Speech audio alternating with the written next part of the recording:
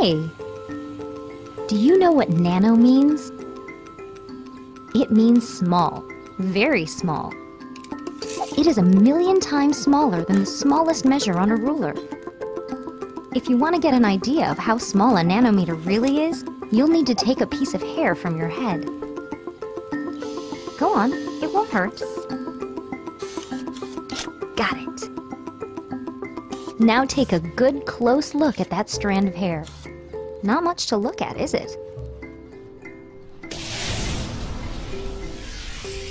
If we were to shrink you down, smaller than the smallest thing you can see with the naked eye, you will find that your piece of hair starts to look a lot more interesting. You are now about the size of a red blood cell.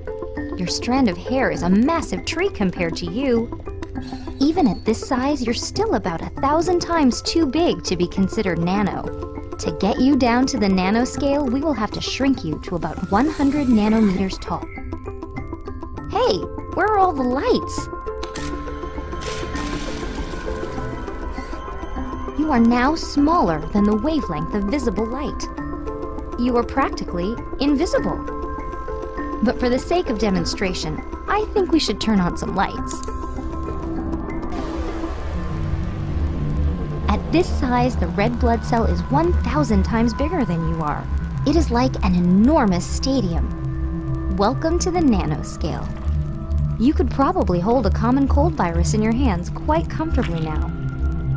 The rhinovirus is only about 30 nanometers across and is nearly impossible to see next to the red blood cell.